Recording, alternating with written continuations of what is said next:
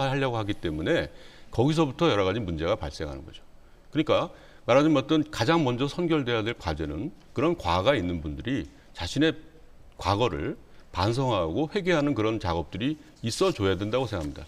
그런데 그것이 반드시 그 다음에 바로 이어져야 되는 것은 그것을 같이 우리가 이제 더 이상 더 이상 문제 삼고 더 덧내고 이런 방식이 아니라 서로 어떤 용서하고 화해하는 그런 길로 가야 되는데 거기서 서로 간에 그건 아마 같을 거예요. 같은데 어디서 좀 차이가 나는 거냐면 우선 그러기 위해서는 진상을 규명하고 그것부터 우선 밝히고 그런 작업이 이루어져야 이 다음 과정이라는 것이 빨리 진행될 수 있다라는 게 제가 얘기하는 것이고 제가 아까부터 느끼는 것은 허 교수님께서는 그걸 자꾸만 이렇게 드러내고 밝히다 보면 그것이 용서와 화해와 어떤 타협 또는 어떤 통합 이런 데로 가는데 상당히 걸림돌이 되지 않느냐 이런 식의 말씀을 아까 하신 것 같아요. 그러니까 오히려 진짜 이 문제를 빨리 우리 사회가 매듭시키기 위해서는 지금 현재 이루어지고 있는 이런 과정들이 빨리 매듭짓는 그런 과정이라는 것이 대단히 필요하고 예. 이런 것들을 자꾸만 내 가문, 내 가족 또는 내가 나온 학교 이런 식의 어떤 자기의 개인적인 문제와 연관을 지어서 또는 어떤 내가 좋아하는 어떤 정치인 이런 식으로 자꾸만 연결시켜서 그런 분을 이렇게 비판을 하는 것에 대해서 용서할 수 없다, 받아들일 수 없다. 예. 이런 식으로 하는 자세에서 좀 더 벗어나서 지금 좀 대승적으로 그런 방향으로 가기 위한 하나의 프로세스로 그렇게 우리가 서로 간에 이해해 준다면 알겠습니다. 이런 작업이 오히려 더 의미를 갖는 것이 아닌가 그런 생각이 듭니다.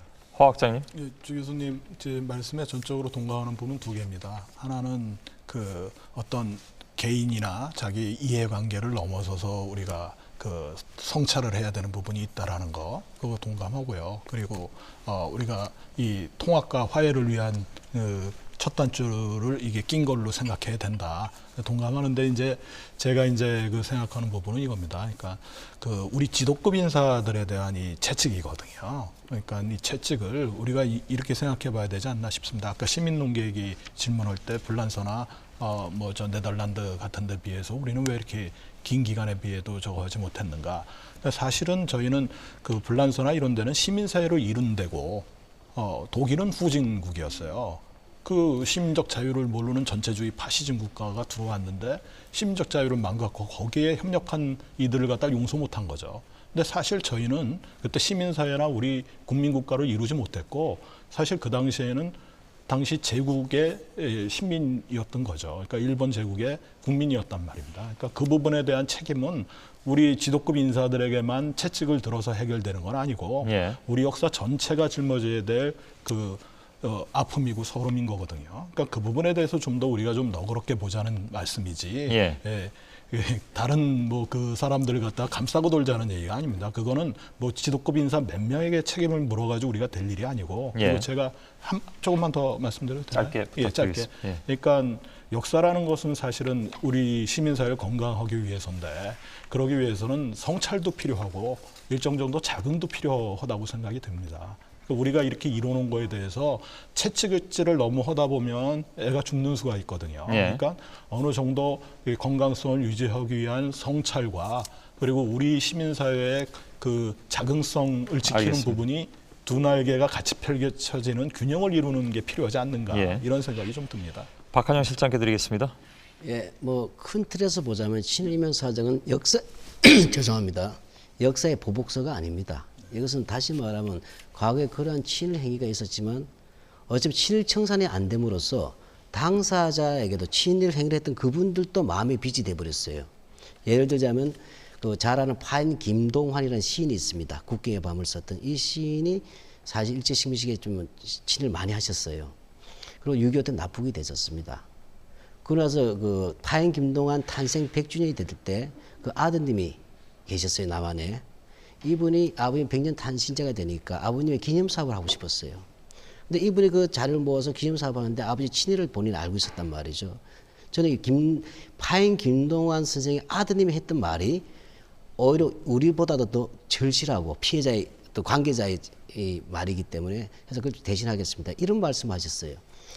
우리 아버지 파인 김동환은 한국 문학에서 큰 기여를 했었고 잡지 삼치를 통해서도 많은 잡지 언론에도 기여를 하셨다. 그러나 안타깝게도 식민지 말기에 아버님은 인존보국단을 비롯해서 수많은 친일단체의 간부와 친일 활동을 하심으로써 민족에게 다시는 씻으려는 큰 죄를 지었다.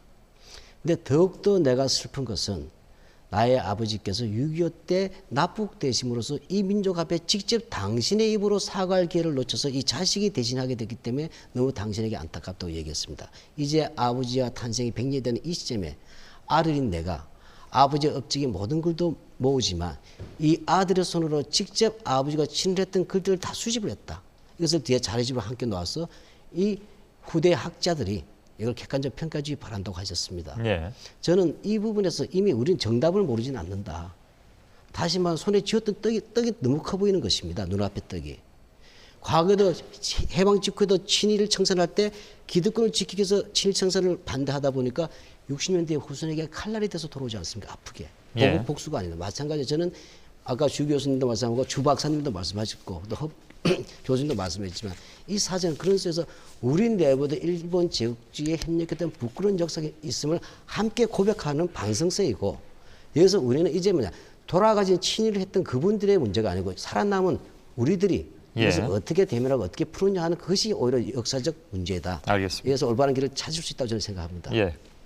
끝으로 주익종 박사께 드리겠습니다.